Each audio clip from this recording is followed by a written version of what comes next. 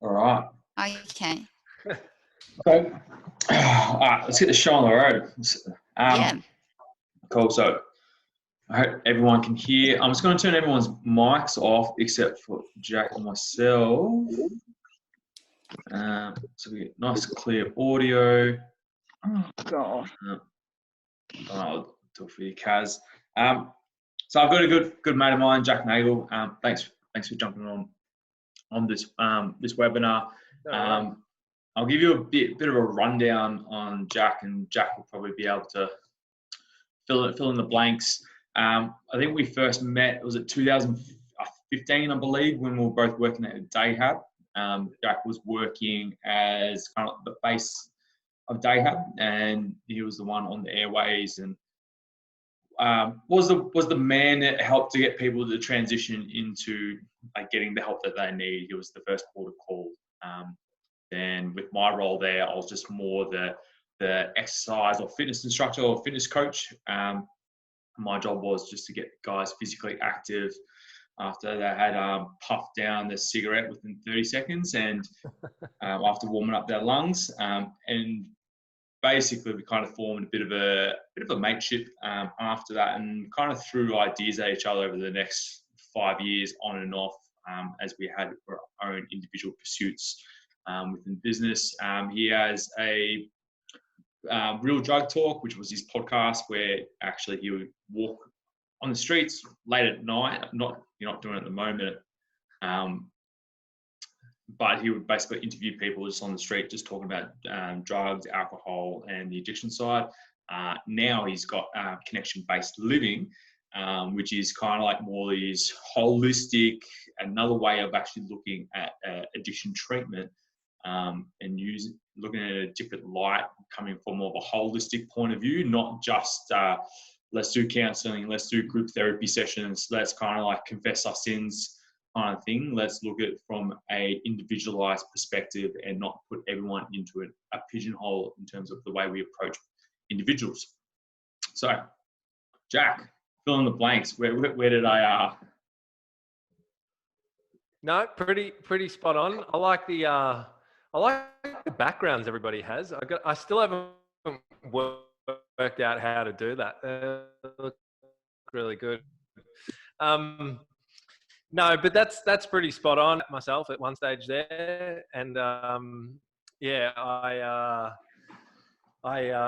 have come to learn just how many people in my space just need that physical activity, and you know, how desperately they kind of need to get healthy, and actually in most cases engage people and start helping them on my end of things with physical fitness and stuff like that, because I guess it's something that a lot of people want when they go to change their life. They automatically think of, you know, getting fit, getting healthy. And I don't know, like I know some of you guys are trainers or maybe in the gym or something, but it's amazing how many people around you are probably maybe like drug users or trying to get into recovery themselves or having issues. It's a place that a lot of people that I talk to actually go first, because yeah, they kind of see that as the first avenue to control their issues. But yeah, look, that's sorry, a bit off track, but that's pretty much me, Trent. You nailed it. So I went through my own kind of battle with addiction, I guess, after playing sport as like a junior, and pretty much just destroyed my life. And yeah, got into helping other people, you know, try and turn their life around, and I've done lots of different stuff, do a lot of stuff in public health at the moment as well, and working with government. So I've actually been busier than ever at the moment, and I yeah, just feel like I'm on Zoom 24/7. But yeah, other than that, I'm really excited at the moment because yeah, we've got connection-based living, which is more of a coaching style program that we're doing with people. Because I guess, and that's probably something that I'd like to talk about tonight, that a lot of people tend to relate to, is that I suppose most people, when they think of drugs and alcohol and people having issues with drugs and alcohol, they think of, you know, the guy sleeping on a park bench and all that kind of stuff. But I've found that, you know, more and more people, mental health as well. They're just like you and me, everyday kind of people, have work, have jobs. And that's what our program's kind of aimed more towards, people that don't really feel like they need to go to rehab. And there's actually a large percentage of people that don't, that are still functioning, but yeah, really have addictive patterns and want to change that stuff up. And unfortunately, when people come, it's not just their drug and alcohol issue that they need help with. They need help with everything: their eating, their exercise, their relationships, and all that stuff is more to the point of the problem than the actual drugs and alcohol themselves. So yeah. Yeah, cool. Let's give a bit more perspective of what's currently happening at the moment. So this is a little fact sheet that has come from someone else, but Beyond Blue's seen a 30% spike in contacts over the last 2 weeks. And this is a big factor of this is the COVID-19 business and a lot of job losses at the moment. Lifeline's actually reported 25% increase in calls compared to the same time last year, which potentially is a big, COVID-19 is a big impactor. The Foundation of Alcohol Research and Education data shows that in the last week, 33% of Australians are now drinking daily, while 70% are drinking more than usual. So I'll repeat that again. Sorry, that is, sorry, one sec. Okay. Okay. Sorry, I'll repeat that again. It's had a bit of technical issue. So in the last week, 33% of Australians are now drinking daily, while 70% are drinking more than usual.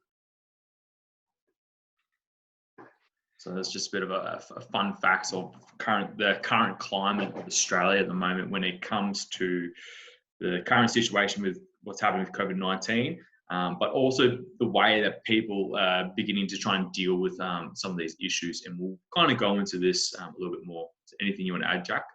Yeah, so just as a pretense, I'm not here to wreck your evening wine session. Most people just kind of go, "Oh no, like you're going to tell me to never drink and all that kind of stuff." But yeah, it is true. It's unfortunate from, I guess, like a public health perspective. There's we just help to kind of get a bunch more funding, particularly for alcohol, because yeah, the rates have just been crazy. They're having massive problems in South Korea, which is sort of probably a month or two ahead of us in terms of just the whole situation itself and what's happened. But all the data coming out of South Korea around alcohol rates and people presenting to treatment and stuff like that is really horrifying. Actually, it's like I think it's like doubled, and it's just huge. So we're kind of bracing for the same thing here. We had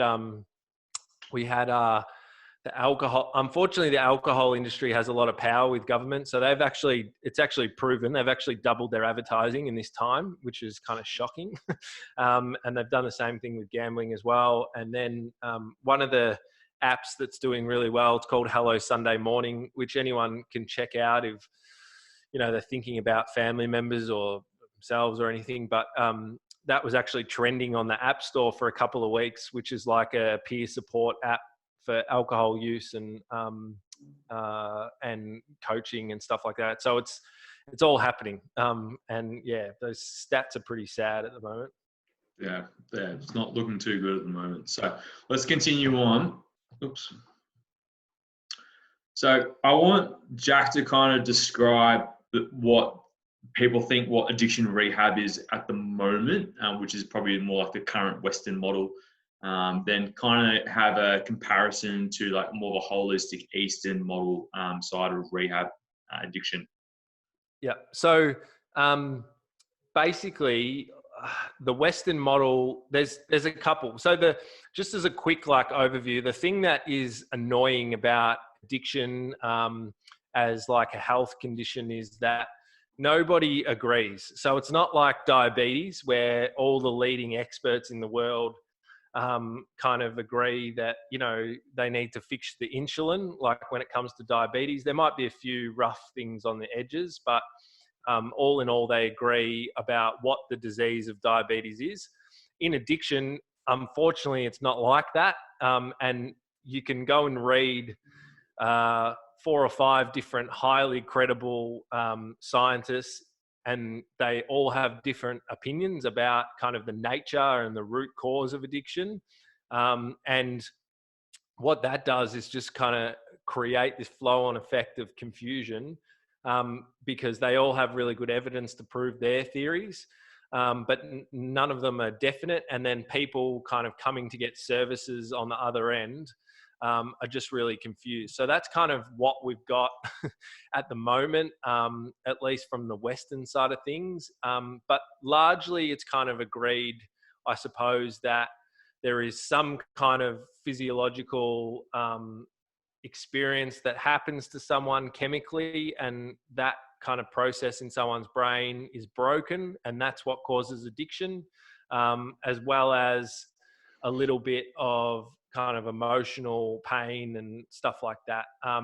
What we know and why I guess people are so scared at the moment about the rates of alcohol use and addiction use and stuff like that is that they call them social determinants of health. So it's pretty well proven that if your social situation, your financial situation, you know, all those, your family life, if all those things start to decrease in their quality of life, that your potential for addiction and mental health goes up. So that's kind of one thing that people focus on as well. And really what treatment has always been about in the West is put someone in rehab. They need to be completely taken out of their environment for 30 to 90 days, kind of almost like locked away, cold turkey, no drugs or alcohol ever again. And basically they need to be around other people and in kind of a community that is all trying to do the same thing and help themselves and break their habits and all that kind of stuff. And that they basically have to do group therapy and counseling, and then it's going to be a lifelong battle. And you kind of going to get off this, but you're sort of going to be fighting it and miserable for the rest of your life, right? That's the kind of scenario. And unfortunately, if we're just like being really honest and we look over the last, like, say 30 years of the Western treatment model, the rates of like recovery and stuff like that are shocking, right? There's just so many people that unfortunately relapse, pass away, don't ever get recovery, all that sort of stuff. So that's kind of what's been for so long, and it hasn't evolved much. And then I guess what's been cool to see is that the Eastern side of things, so, you know, like doing things like mindfulness and meditation, coming at it from different angles, looking at like belief systems and how habits flow on from that. Like doing some things around movement. I guess also looking at, you know, kind of the natural health side of things, which filters into like the biochemical side of addiction. And there's been some more science that has come out around that. Has been really interesting to kind of counteract the traditional way of thinking about things. And like all good things, you know, the answer or the most effective kind of solution is always somewhere in the middle. So what we're kind of seeing working best just across Australia in any sort of program, but particularly with us as well, is a mixture of both. So a mixture of that Western side of things, probably usually to deal with like the more seriousness of it at the start. So like the detox, getting people medications, getting them intensive support to start with, just to kind of help that initial process.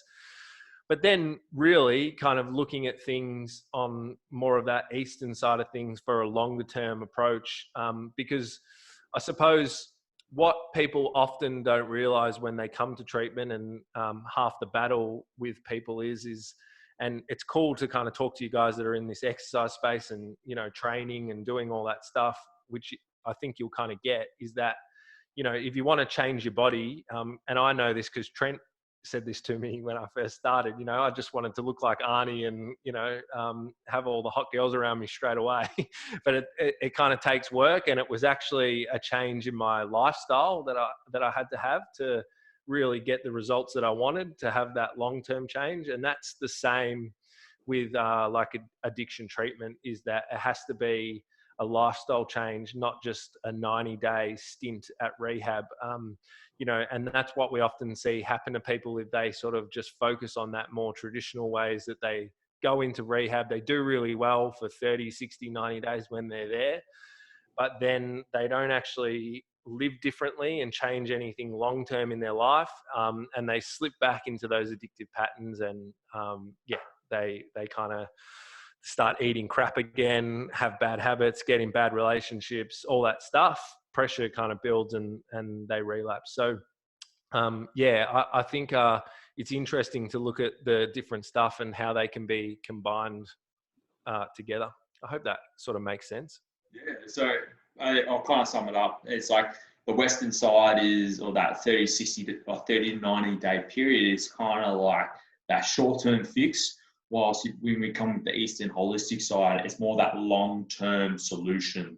That's right. At the end of the day. So we're just kind of like getting someone to a state where we can actually begin to make some lifestyle modifications. Yeah, 100%, 100%. And that's been the really interesting thing since we've been doing the program as we've kind of structured it, which is that, you know, we sort of say to people, unless they're really, really bad in terms of like their habits and they just sort of are living in a really bad environment or whatever, unless they're really bad, they don't have to actually go to rehab. They can continue to work, stay connected to their family, all that kind of stuff. And we're actually seeing that people get better results, because that's really important to someone's overall health, is like their connections to people, having a sense of purpose, being able to walk down the street and get a coffee. And yeah, it's amazing, because when I was kind of working in the other stream of addiction treatment, we spent half the time convincing people that they just had to go to rehab. And there was just this massive fight all the time. And it wasn't actually about them getting better. It was more about them, being away from their family, not working, all that kind of stuff. So yeah, it's really interesting when you flip it on its head. Sweet, cool. That was great. All right, let's move on. So let's go through some popular misconceptions of what the general public think of addiction. I'll give you my first thing. So for those who don't know my story, when I first started working at Dayhab, thanks to the Harps for giving me the job there, it was a group activity, and everyone was introducing themselves to the group. And this young woman, she's probably maybe 23 or something like that. She goes to stand up. It's like, "Hi, my name is blah blah blah, and I'm an ice addict." And I was like, "Holy fuck! What do I say here?" And it just, I kind of came from I wouldn't say sheltered, but I just didn't know much about it. And as soon as I stepped into that world or realm, it was really hard to kind of like comprehend what was actually happening or going on. And I thought that, especially being there, I always thought that it was an addict was like a specific type of person. They looked homeless. They looked rough as guts. They were probably early to mid 20s, just, had a bad growing up, got a bad upbringing, and just basically just go couch surfing or living on the streets. But until I actually got in there and actually stayed there for a consistent period of time, and I started to notice that addiction didn't discriminate whatsoever. So we had like 16-year-olds that went to private high schools, to like it was like a 72-year-old who was dealing with alcoholism. And it really shocked me that, these people here, they're all from different demographics. They've got families, they got kids, they got businesses. And, there was a couple, real rich people, a couple high profile people in there as well. It just didn't discriminate. Yeah. So that's definitely probably one of the biggest ones. Just to kind of give everyone an idea, I'm just looking at my board at the moment. I think we're working with about 15 people at the moment. And I'm just thinking, so 5 of those work for the state government, which I find really funny, and they're using ICE. We've got a couple of nurses, and we have another guy who's kind of got like works in media and stuff like that. And they actually all have a family. And I was thinking about it before I came on tonight. Swear that I'm not making it up. That they all go to personal training studios, just like I suppose, just like Inner Athlete. And they have all kind of talked to me about how like their trainers are almost like their second therapist. Because they just, I don't know, they're in that environment, and I guess they kind of feel comfortable and stuff like that. And they just start talking and, all that sort of stuff. So yeah, that's like one of the biggest ones, is probably particularly like with ICE and stuff like that. It just, there's lots of different people that use it and start using it before it's a problem for them for lots of different reasons. Like particularly with ICE, there's a lot of people that use it to just kind of do more work and stuff like that. Ironically, sounds crazy when they're telling it to you, but like it's genuinely why they do it. There's lots of people that might even use it for kind of like weight reasons. I've had a lot of people that I've worked with that have used it like while they're training at the gym, because they believe that it helps them to strip fat and whatever, and just stuff like that. So it definitely doesn't discriminate. There's lots of different people, lots of different segments of the community that have addiction issues and have drug and alcohol issues that you probably wouldn't expect to. Yeah, sweet. That was good. What are the future trends within the addiction rehab and recovery space that you feel that are going to be, or where do you see the transition? Happening? It's really cool.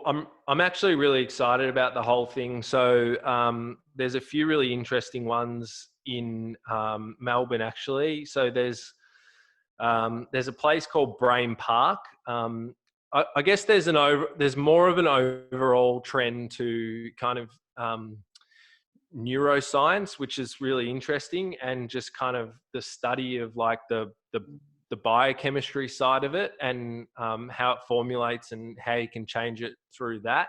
So there's a cool place called Brain Park, which is Monash Uni, and they got all this money from like outside. I can't say the word, like what Bill Gates does, philanthropy. There we go, got it. There we go, nice. And they built this massive, awesome center, and basically they're doing a bunch of different kind of lifestyle experiments. So they do gamified exercise. They do like virtual reality. They call it immersion therapy. So, which has been proven really successful with like OCD conditions, and they're trying it with addiction, which is basically they put the VR headsets on and they put them around like virtual kind of drugs and alcohol settings and see if people can sort of like manage their cravings and stuff. They have a meditation and yoga room.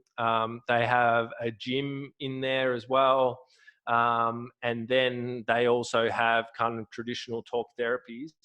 And then when they're doing all of these kind of modalities, they like have the people hooked up to these like brain scanners and stuff. And they're actually like measuring the changes in their brain through the different kind of lifestyle interventions, which is super, super interesting. And I really like those guys. So yeah, anyone can kind of check it out. They're actually just in like just opposite the Monash campus. I think it's Blackburn Road. It's called Brain Park. It's really cool. It's really cool. And then they want to transition it into other areas like, you know, mental health and stuff like that, but they're focused specifically on addiction. So I think that's a big kind of trend that we're seeing, is just almost these kind of real innovators coming into the space and really trying different stuff. And I think also like the integration with technology is really exciting as well. That's a trend that's starting to happen, is service providers and people looking to kind of see how they can immerse treatment and stuff like that for people so that they can access it through technology. Because yeah, like the reality is that more and more people are, you know, just wanting to kind of almost like solve their own problems and do things in their everyday life and be comfortable.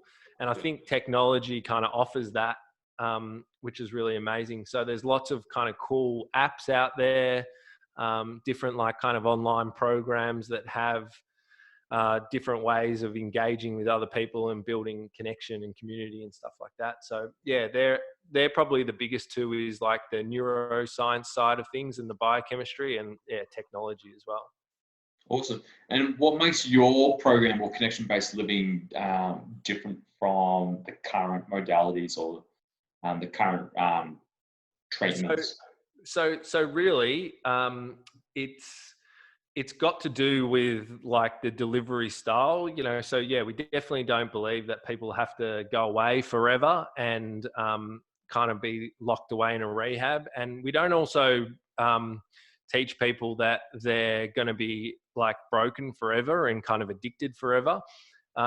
Like, yeah, I'd love to have a conversation with the guy that you have in your background, because I don't know if anyone's read his book, but yeah, like all the stuff that he talks about is awesome. But something that's really interesting is, you know, this kind of notion of being like an addict forever and struggling with addiction issues for like the rest of your life. And it's just not true, which is kind of really interesting. Like, you know, we've seen so many people that if they actually, you know, because it's about like them dealing with their negative belief systems and underlying issues and stuff like that. And if they actually get rid of that and remove the petrol from the fire, then, you know, it's possible to kind of go back to a normal way of life. And if you want to, like, there's lots of people that I know that have had shocking addiction problems that have gone back to socially drinking and stuff like that. But that's something that kind of shocks a lot of people at first, and they kind of go, oh, well, that doesn't make sense to me and all that kind of stuff. But really, like, I guess if you help someone to believe that they're not broken and they start telling themselves a different story, then their like outer reality changes and stuff like that as well. So yeah, that's the real difference, is that people can basically engage in our program, do all the normal stuff in their life, and actually kind of focus on getting long-term change and focus on connection, rather than, you know, just them, I guess, checking out of life for, you know, 90 days, you know, some rehabs are like a year, stuff like that. Yeah. Yeah. So I think it's good because it's basically, your program is basically creating a perspective shift in someone's life. That's so right. Yeah, like exactly, creating a different story, creating a different narrative in order to move you into a different direction. Yeah. And I think it would be really great, like, if, you know, I would love to see addiction kind of move into being considered in the mental health space. And, you know, us kind of really thinking about mental health and or addiction like we do, you know, physical health.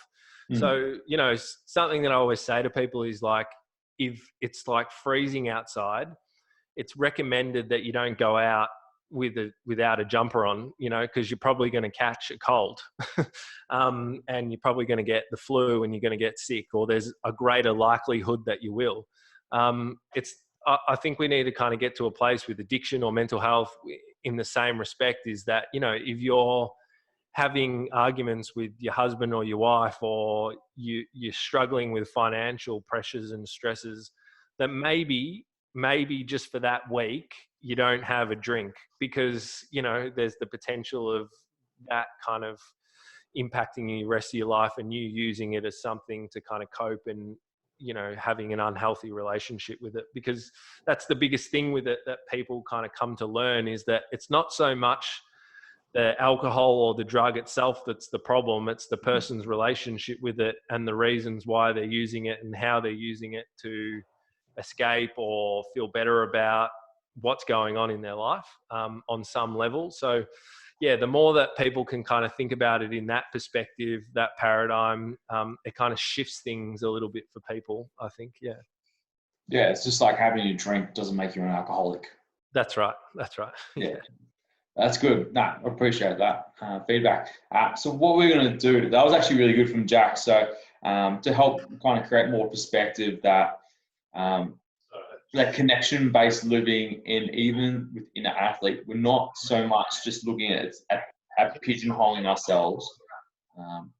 We're not pigeonhole, or just looking at one channel when it comes to treating someone or looking after someone's welfare, or to get someone to a better place. Because ultimately the goal with exercise, addiction rehab, is to get to a better place, essentially. And that better place is going to look like X, Y, and Z in your head. So and when we do that, we need to look at all the other perspectives that encompass that. And I know we've briefly discussed in the past the BPS model, so you might be familiar with it, Jack. But the biopsychosocial model. Oh yeah. Sorry. Yeah. So that gets thrown around. It's been around for years. I know Nathan and Dave and Nick are very into it, where it looks at basically behavior, someone's mindset, the psychology, someone's behavior, and the social environment all interact to kind of create some sort of outcome. But when you've got positive input coming in, it creates a better outcome at the end of the day. So that's what we're trying to do within an athlete, and connect. And Jack's program, totally forgot the program. Connected based living. Sorry, mate. Is actually trying to do is, like, we're all like Play-Doh, and we've got all these different inputs coming in all the time, which creates this output. And so if we're constantly providing this positive input all the time, which creates a bigger and stronger output, and the more that we do that over time, leads to a better result, and very much decreases the likelihood of going down a negative track. Yeah, 100%. And it's really interesting. Like when we work with people, I think they're the most surprised when we focus less on the alcohol and drugs, and more on their mindset, what's happened in the past and what they might believe from that, their environment, the people they have around them, all that sort of stuff. And really, at the end of the day, anyone that I've ever met that's in a space where they're working with people and trying to help them to change, it's the same kind of stuff. Yeah, it's exactly the same. Just in a different kind of format. And like you mentioned Craig before, and I've heard him say that over the years with exercise, that it's a lot about people's psychology rather than the actual exercise. And I remember when I was playing sport, it was the same thing. Like, there was a massive part when you kind of got higher up about your mindset and your psychology and the way you approach things, that made so much of an impact. Because you can always kind of learn the physical skill side, but the psychology part's like really hard as well. So 100% love it. Great. Cool. All right, we're going to open up the little question time. So I see Dave's writing away, so I'll open up to him. Just give us your thoughts and ask any questions to Jack. And I guess I really liked everything. One big gaping question I've got is just like, what can we do as especially with Trent, Nathan, and I as practitioners? What can we do for our members of society and our members and our friends and family to support them. We are noticing patterns and essentially like how to break the cycle, because ultimately it seems like a lot of people who are addicted to things, it's not just you fall off one time, they relapse a lot. So smoking, alcoholism. I guess just how can we support them to break that cycle? Yeah, no, it's a great question. And so the first thing that I kind of say to people, because something that often happens is, and it comes from a good place, is like, if you see like a family member or a client, someone at the gym or a friend, whoever it is, like you might be kind of nervous to bring it up with them, or because you're scared that you might say something in the wrong way or something that's going to kind of affect them, or you might say something that actually offends them or whatever it is. And unfortunately with this stuff, it's kind of, you just got to rip the Band-Aid off. So that's the first thing I would say to everyone. If you kind of suspect it with family, or if you suspect it with a client or whatever, you just got to kind of be frank about it, be open, be honest, and just like have a conversation. So that's the first thing. Because the whole addiction thing is like about secretivity and denial and all that stuff. So yeah, that's 100% the first thing. I think, as I said right from the start, if it's with clients and stuff, you guys are in a prime kind of position. You're sort of like the hairdresser.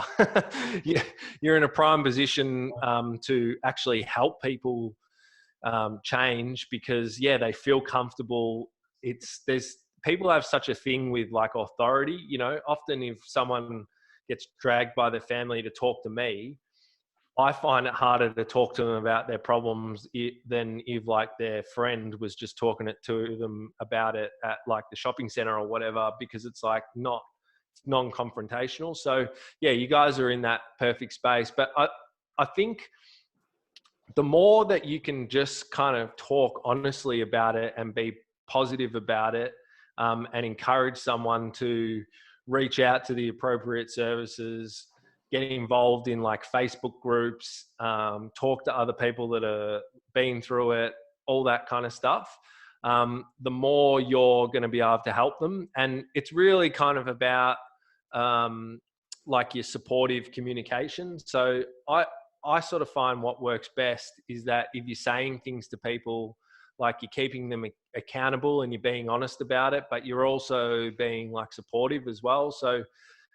as you said, people often relapse a lot or struggle with the repeating patterns happening over and over again. And then what happens is they get full of shame, they get full of guilt, and then they won't want to ask for help again because they feel like they've let you down or anything like that.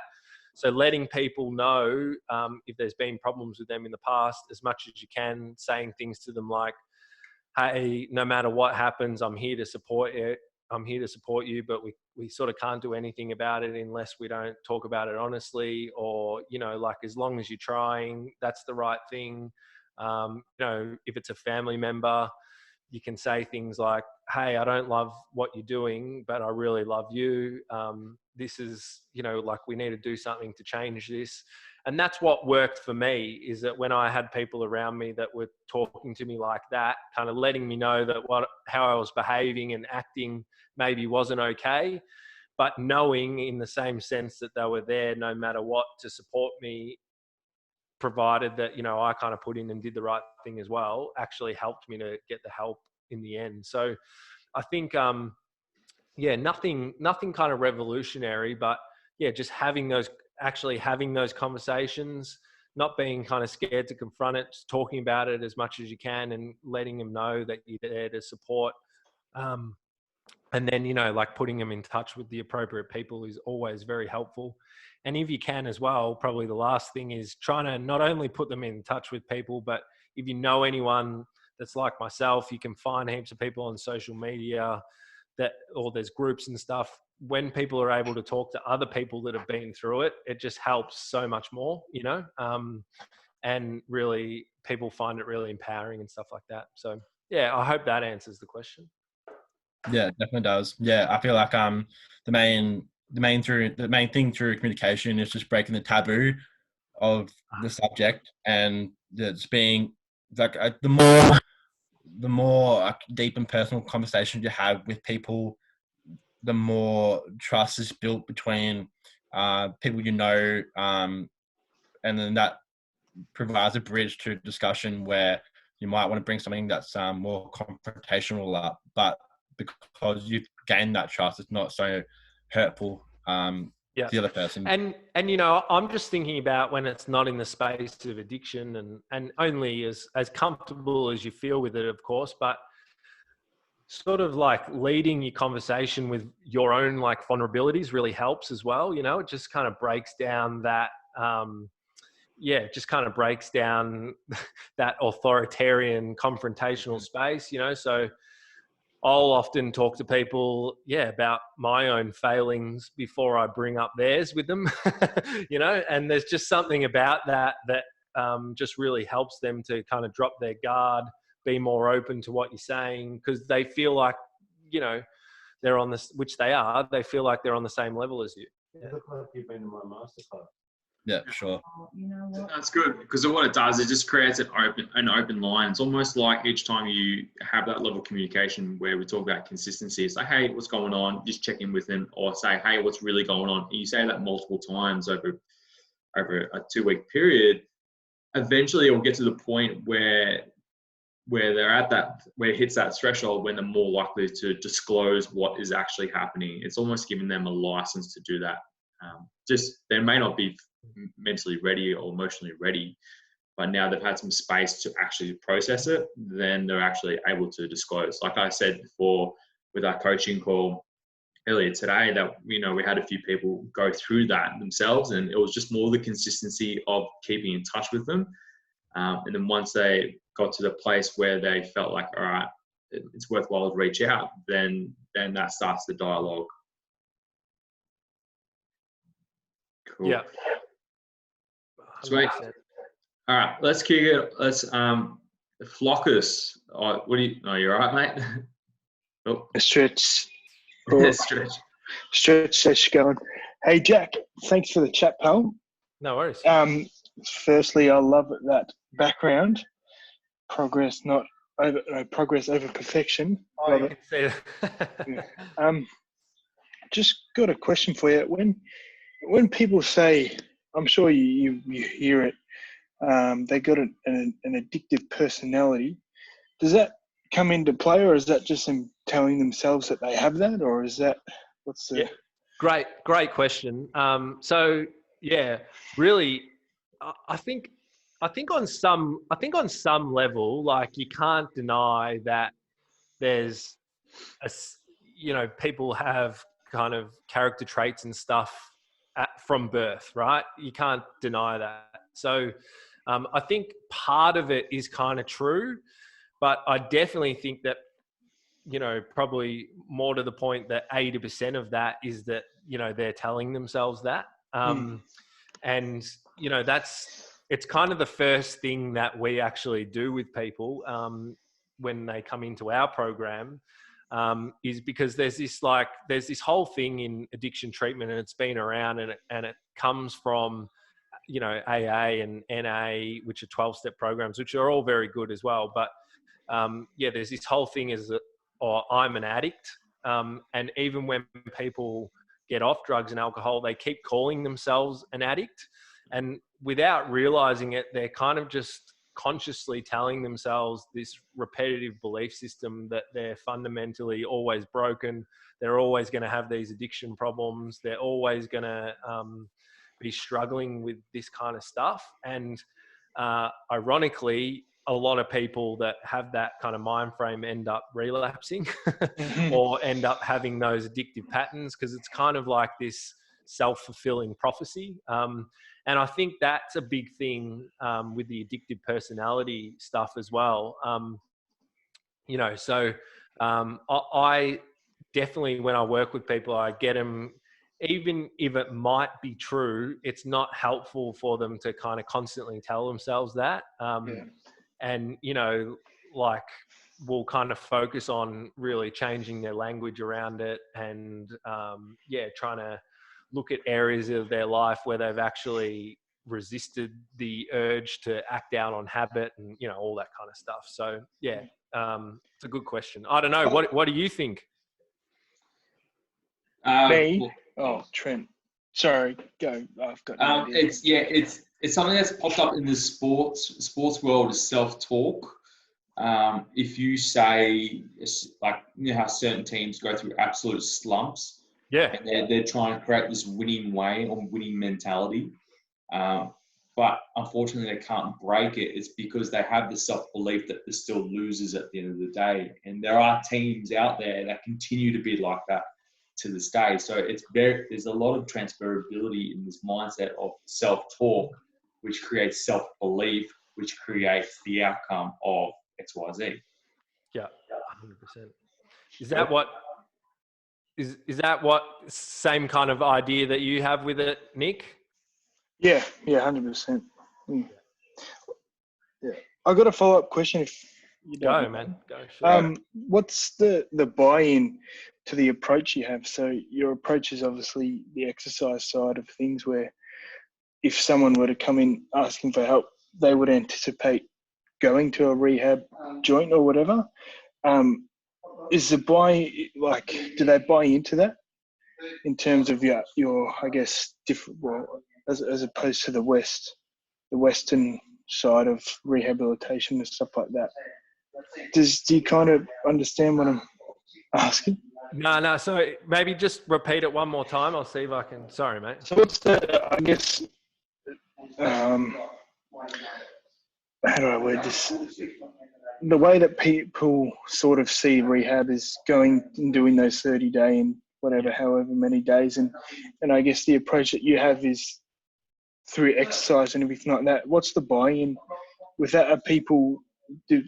I guess it would take time for people to understand that that's what it would take, but do you sort of understand? Yeah. So are you saying like, what are we kind of asking them to commit to, and how much do they commit to? Yeah, correct. Yeah. So basically, I find it sort of funny, right? Because it's like most things. On some level, people tend to intuitively know what they need to do to change, and kind of almost like what it's going to take. And, you know, we're almost there as like the facilitator, conduit, gap bridger for them to have the realization that they need to kind of push past some of their belief systems. So basically what happens is that, like, when people ring me and they kind of all hesitant asking about the program, and then I kind of go through the process of explaining to them that, you know, it's not so much about the drugs and alcohol, it's about their negative belief system, it's about resetting their biochemistry, all that kind of stuff. And then I say to them, if you like 100% do all this, you're going to, like, your life's going to transform, and you sort of plant that belief there with them. It gets something for them to kind of aim to. And then what I say to them is, so what we recommend with people is that they don't drink or drug for at least 12 months, but it could be longer. So we say to them, we're not asking you to stop drinking or drugging forever, but we are asking you to give yourself 12 months and actually commit to the process of working on yourself if you actually want to change. When you say that to people, they tend to have this shift, because they're no longer kind of fighting all this stuff that they don't want to do, which is going away to rehab and being away from their family and all that kind of stuff, I actually can change. It actually is achievable in this period of time. And then 100%, like, when people start, they don't quite get what it's going to take, like, or they don't have the level of commitment that they need. And then that's kind of our job, is to just like really push them and get them to the point that they need to actually have that shift in their perspective where they're fully committed to the whole process. I hope that kind of makes sense. It does. Yeah, it does. Sorry for the poorly worded question, but yeah, that does. I hope I got it. Yeah, it does. Thanks, Phil. All that matters that we got there at the end of the day. We'll handball it onto Nathan. Hey, Jack. Hey, Nice presentation. A couple questions just sort of come up. I know how you're saying about how, what we can do as coaches and even just as friends or family and, talking, the person that is dealing or suffering with something or an addiction, obviously is going to be more comfortable to talk to someone that they're close with. And if you get to a point where, you are talking to them about something, but it starts to be past your scope of, I guess, expertise.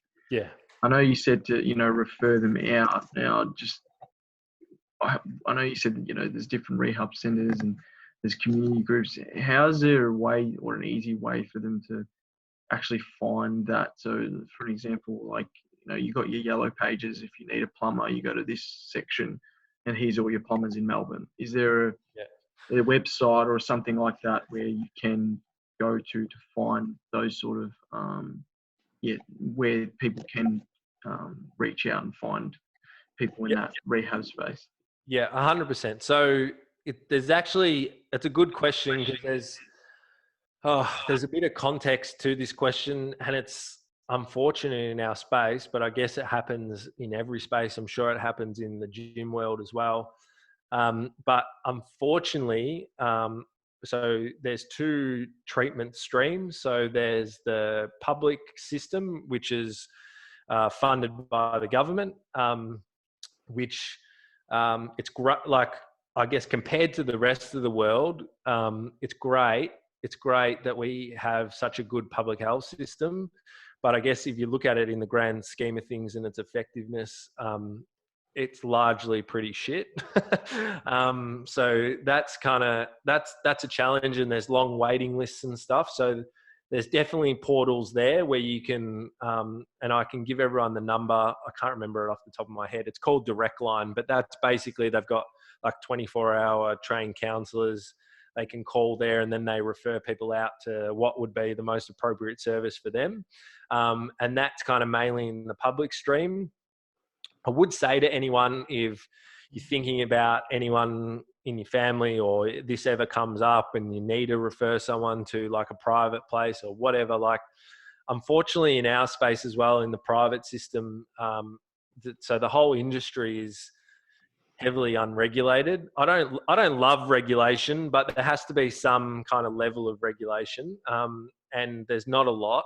And unfortunately, there's some quite kind of dodgy providers out there that charge a truckload of cash as well and don't really do anything that has any kind of evidence to it or is much good.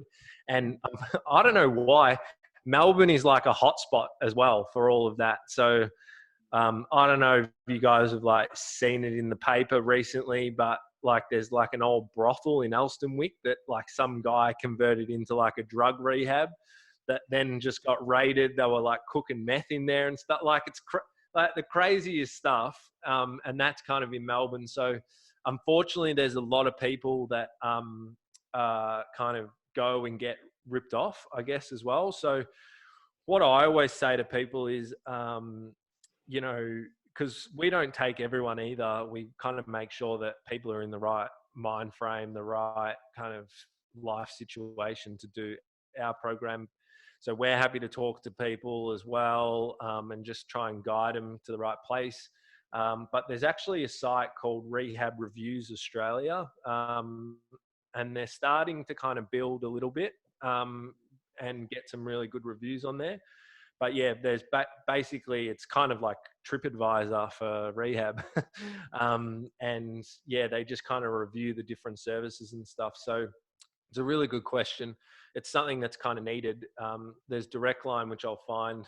But yeah, there's also that Rehab Reviews site. But I would say, if you ever do refer someone out and you want to help them, like, just tell them to make sure that they don't kind of give in to the emotion of the situation, which is like, oh, I need to do something, I need to change, I'll just go here, which is kind of good in a way, but also leaves people open to, getting ripped off. So that, you always got to ask, what are the person's qualification, similar if you're going to sign up to a gym or a studio or whatever, what are the qualifications, where do I sleep, what are the facilities like, what do we do in the program, like, there's a Scientology rehab in Melbourne, and they like lock people in saunas and shit like that. Like, it's crazy, man. There's lots of crazy stuff in the rehab world in Melbourne and Australia. So yeah, it's a good question, but definitely kind of, I just tell people to look at those two particular things, but just kind of go a little bit deeper as well and research stuff. Yeah. Yeah, awesome. And sorry, just to follow up, just a quick one. Just in regards to, I know the public sector, I'm assuming the government pays for a lot of that stuff if you do get in. Yeah. In the private, I'm assuming, you don't get a lot of funding. How does that work with, if you do have someone that comes in to rehab? I mean, there might be, for me, just thinking of people, let's say, who don't have a lot of money, how does that work in regards to that? Like, how much do they pay, I guess? It's one of the tough and hard things about the sector is, so there's a massive percentage of people that have drug and alcohol issues that aren't actually kind of in lower socioeconomic situations that kind of just go about struggling with their everyday life and addictive patterns. But yeah, there also obviously is that kind of percentage of people that are in those low socioeconomic, I guess, population groups. And it's really unfortunate they miss out on getting a lot of service. So they've just changed the regulations for all private inpatient rehabs. This has been around for a year. They have to follow private health or private hospital regulations. So they have to be registered as a private hospital, which allows private health. So for most rehabs in Melbourne now that are inpatient that do a detox, which is pretty much all of them, considering you have the right private health cover and all that stuff, you can go to rehab under your private health, and it costs about $2,000, which is the gap fee and the extra charges. And the rehab providers charge the private health company about 50 grand. So if you don't have private health and you want to do a private rehab program for 90 days, you're going to be paying $50,000 for entry level private. And then it kind of goes up from there, really. There's places in Byron Bay and stuff that are like $100K a month, stuff like that. And they're not any better. They're not any better than the other ones, really. Like they don't do, yeah. So anyway, they're just in Byron Bay. And then, so our program kind of comes in because we don't have to take care of people and all that stuff at around $3,000. But even at that price range, right? Like it's not affordable for everyone and it's tough to kind of do. So it is really hard, but so if people can't afford it, they're sort of really forced to kind of go into the public system, which I might add is slowly getting better. But even often in the public system, there'll be services that take a percentage of people's Centrelink, because there's that sort of theory that if you pay for the things that you pay for, you kind of you invest value in it and stuff like that. So even a lot of the government services, there's some that are free, but even a lot of the government services, you will pay some kind of money to do the programs that they have. Yeah. Awesome. Very interesting. Thank you. The key addiction areas, what would they be the majority, Jack? Yeah. Like, So, go on.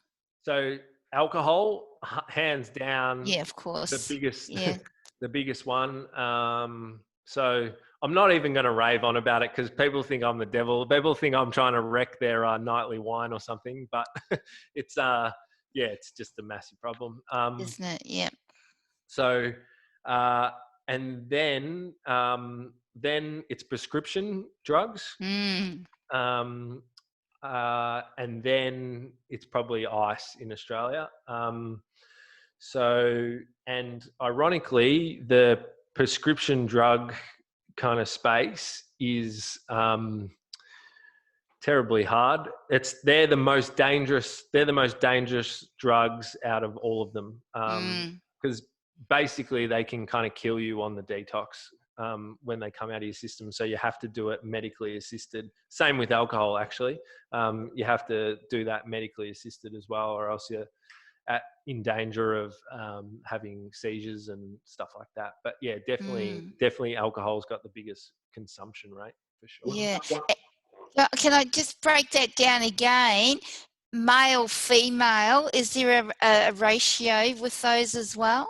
Good question. So it's quite frightening. So when it comes to alcohol,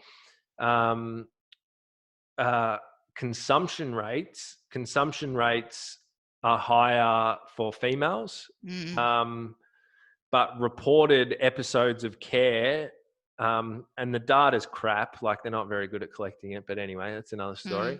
But the reported episodes of care are higher for males, right? And there's this whole push, so if you think about this stigma of drugs and alcohol just in general, there's even more of a stigma around drug and alcohol use for women. And yeah, we see kind of lower treatment presentation rates for women as a result of that, which is really sad. And then when it goes into the drug space, it's kind of 50-50 really.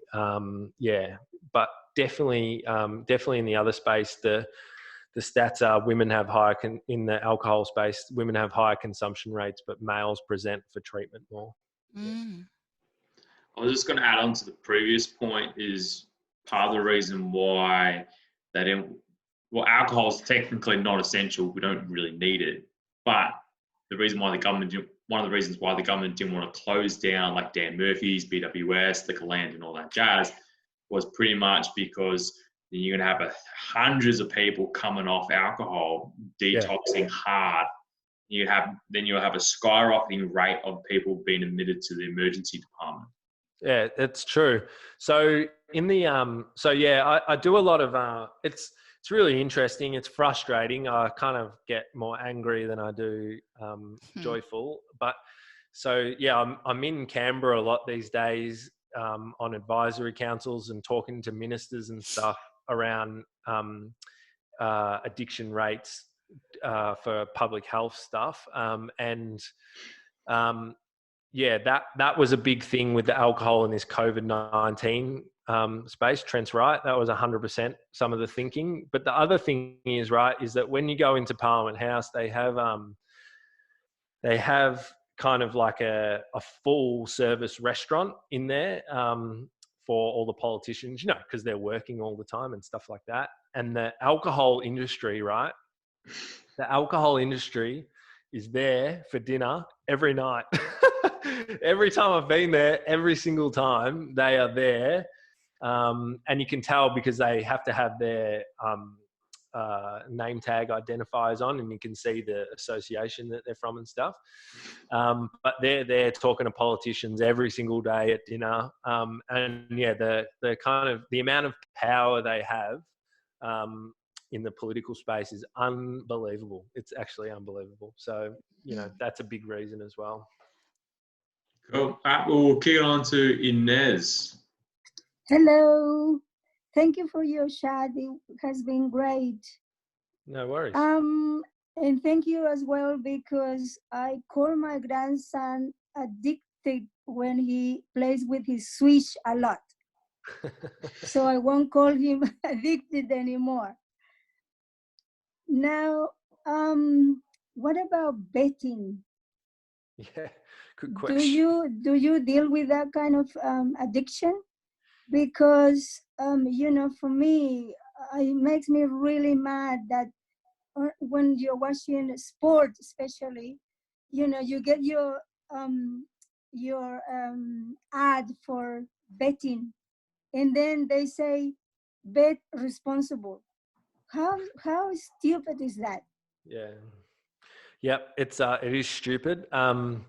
So geez, another massive problem in our society, isn't it? Gambling, very, very similar to alcohol. The industry is really kind of powerful, and also the stats are out there. Ads have doubled in this kind of time. But I actually, for anyone that's interested, we did last weekend, I think it was, or maybe the weekend before, I can't remember. We did a guy that plays AFL for the Brisbane Lions. His name's Alan Christensen. He had a gambling problem, and he's been punt free, I think they call it, for about 6 years. And I think David Swartz and stuff helped him to stop. But yeah, we did a podcast with him. He's still playing football at the moment, and he was kind of saying in the interview that even 6 years down the track, he's really struggling with kind of his triggers and I guess you call it craving for gambling at the moment, because yeah, there's just so much kind of advertising on that. You know, he's just kind of pretty active guy, obviously always doing something with footy, and yeah, he's an elite athlete, all that stuff. So he always wants to do stuff. He's always on the go, and the only thing on the TV is the horse racing. Yeah, so it's a really interesting podcast, because, you know, when I talk to him and other people that have gambling issues, it's exactly the same as drug and alcohol addiction. Yeah, it's exactly the same. It has the same kind of effects. It follows the same patterns, you know, all that stuff. So yeah, 100%. We don't sort of really advertise it, but yeah, we do deal with it, because it's the same kind of diagnosis and the same solution for it. Yeah. Thank you. No worries. All right. So we want to find out this mystery person who's the iPhone. Do they want to reveal themselves? Who's on the iPhone? Is that Dad? All right. Let's not reveal that then. Let's go up to the top. Let's go James Woodcock. You hear us, James? Am I on? Yeah, you are on. Yeah, no, I'm just enjoying listening. It's been a fantastic talk, and just enjoying what everybody else has to say. So I haven't got any questions. I pretty much know it all. Nice. All right. Well, pass it on to Kaz. I'm just going to unmute you. All right. All yours. Hi. I'm really interested to hear what you have to say, James, actually. We'll talk later. Now, Jack, with the addiction, though, that you treat, am I right in saying they're functioning addicts? Is that still a term you use? Yeah, 100%. Yeah. Yeah, good. So I know you have so many people, but for your question, what was the actual pivotal moment that made you realise that you needed help? Was there something someone said, or was it a build-up over time? Yeah, so it was a bit of both. It's a good question, because that's often what we see with people that come with us as well, is that often they've done a lot of stuff in the past, or they've kind of been wanting to get help, but just been sort of stuck in that black zone. And I was the same. So I always say to people, you know, I had some horrific stuff that happened in my life towards the end of my addiction, you know, like, it's a bit heavy. I don't want to freak anyone out, but like, you know, like suicide attempts and just kind of crazy stuff that happened in like the drug scene and things like that. And in those moments after it, sometimes I really wanted to get help, and other times I didn't. You know, I just kept going. I reckon I didn't want to be doing what I was doing for probably nearly like 2 years. Like, I wanted things to be different, but it's kind of that funny thing. I didn't really know how to ask for help. Didn't know how. I was scared to make that final step, and it was like a mixture of things, where I knew my mum would help me because she was saying things to me like I answered in the question earlier about, like, we don't like your behavior, but we're here to help you when you're ready and all that stuff. I basically, the straw that broke the camel's back was that I asked for help after a big bender and just a lot of crazy stuff happened. And then it sounds really cliche, but this is what really happened. And then I wasn't living at my mum's at the time. She'd booted me out because I was like 21 when I changed things up. And I went back there and she had this big mirror in her bathroom.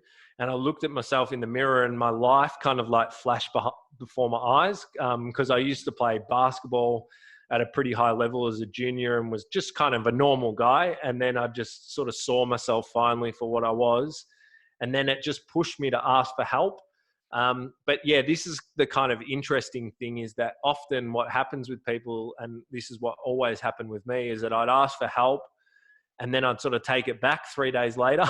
I'd sort of say, no, I don't want help. So it's a hard situation because you kind of got to, and it's why the public system is like really tough and things are challenging is because when people ask for help, they're ready in that moment and you got to kind of get them straight away or else the kind of psychological pendulum swings back the other way and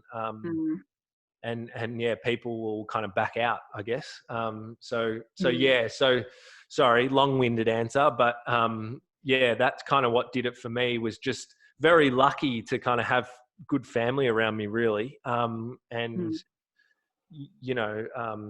done work with people that are from challenging circumstances with family and stuff like that, it's just extra hard to get them help because they don't have anyone else pushing them, if that makes sense. Yeah. No, it's very difficult to know what direction to go to with help. You can Google your heart out and really what is right for the right person. That's it's right. It's the same with mental health. Who do you go to and where's the first port of call? I would say maybe a GP for all instances would be the first port of call, but we're just lacking somewhere where you can go for functioning addicts, for addicts who have just gone over the brink, those who have been addicts for many, many years and just on a plateau and have no idea. I love the idea that Jackie Lambie had with her son being an addict, and she was trying to change legislation that if someone was an addict, then the government would allow a responsible adult to then drag that person into some sort of rehabilitation or help. But then the next step to that is, what help? Yeah. Where do you go for the different type of personality and the different people, which is tough. And what you're doing is absolutely fabulous because, there's so many functioning addicts out there, and whether it be even just smoking, that's an addiction that is a death sentence. So, to do anything that you possibly can is fabulous. That's just what I think. It's just a really, really difficult thing to do. And I suppose in the long run, speaking of smoking, when we started realising that smoking was bad for you back in the 70s, maybe 80s, we've really only just got to now where there's photos on cigarette packets to try and scare people.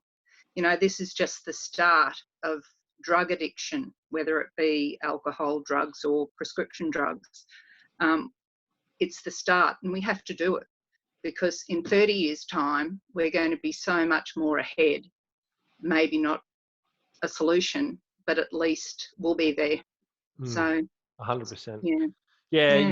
You're exactly right. And I feel like, geez, it's taken a while, but some aspects are kind of getting there. But yeah, you're right. It is really hard because it's kind of a two-pronged approach. There's the individual treatment side and transformation side, and then there's kind of the public health approach as well, like the broad stroke and the finer details that both need to be done at the same time to get effective results for people. But I think people that have been there, done that, are the perfect examples of being able to help others. And even if it's just one person, yep, you know, it's a bonus. 100%. 100%. I think we might wrap it up. That's been a really interesting one for me. Like I know you fairly personally. I've listened to quite a few of your podcasts, but definitely want to thank you for coming on board for this one. I think it really gives another in-depth insight to what you do, to where the kind of like the health space is actually going to start shifting towards. I think that's the really cool thing we're starting to see. And if you want to leave with your 2 cents, and we'll close it up. Yeah. So sorry, I kind of half tuned out there, but what were you saying to like where it's going? Yeah, so it's kind of like where the health space is actually starting to move towards, and what we're seeing in terms of trends in the private sector. Potentially, the public sector might actually start to transition towards this, is because in the obviously public versus private. Public, it's very hard to make change, and it's usually on a larger scale. In the private sector, you can do small scale, but it's very easy to be progressive. Yeah. So, and thanks for everyone for having me. I just appreciate anyone that wants to listen to this stuff and is interested in it, because it just affects so many different people. But yeah, like definitely, I think the thing that I would say that sort of needs to happen is finding the balance between, being evidence-based, but not evidence limited. So so that you need to have agreed upon practices that are not dodgy and not unhealthy and that really help, but then you can't kind of exclude innovative solutions for people that are going to help because the evidence isn't there yet to prove them. So that's kind of tricky, but yeah, that's something that I think needs to happen as a trend, is kind of focusing on how we can innovate and change things a little bit that way, and build the evidence as we go, rather than kind of slowly developing these new modalities, and then by the time we have the evidence for them, things have progressed and changed. Because the way I sort of see it is that if you can't meet people where they're at from the start, then you're not even going to have a chance to help them. So if people want to go to a specialized, individualized personal training studio like Inner Athlete, but there's only big warehouse gyms, then people aren't going to go, are they? They're just not going to do anything. So you kind of have to give the people what they want, and meet them where they're at. So yeah, I think that's definitely a trend that we have to kind of start focusing on and changing the health system towards, to get better results for people. Yeah, and it's just going to trend that way over time anyways. It's just the law of diffusion and innovation, just kind of like the tech giants.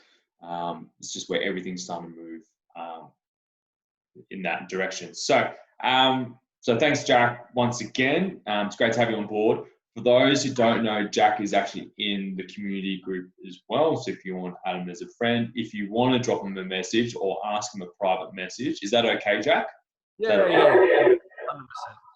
Yeah, cool. So if you've got a further question, or you need some help, a loved one or family friend, or you're asking on someone's behalf, please message Jack. He's in the Facebook group.